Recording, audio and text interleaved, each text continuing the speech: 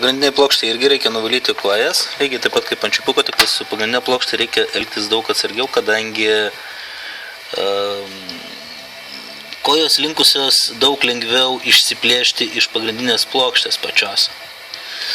Dėl to lituoklis turi būti idealiai švarus, galiukas nuvalytas.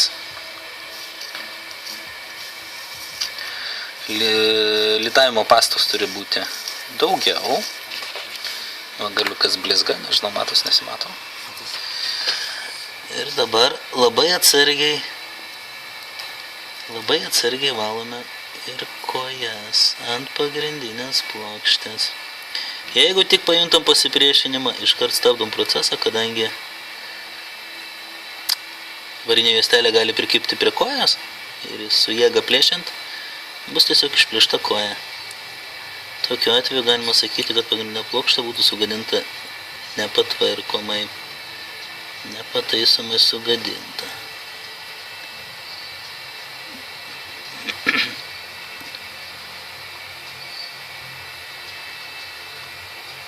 Kol kas viskas eina lyg per sviestą. Tikėkime, kad taip ir baigsis. Kur pasiliko.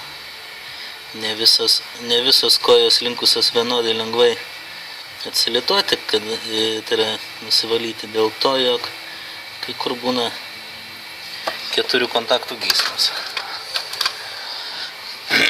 Nuvalome perteklių su mūsų jau tradicija tapusi tualetiniu popieriu.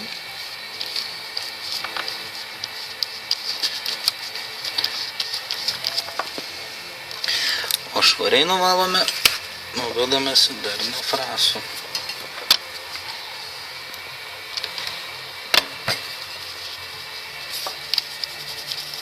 Negali likti nieko ant kojų, kadangi ant jų dėsis jau čiapuko, tai yra procesoriaus kojos.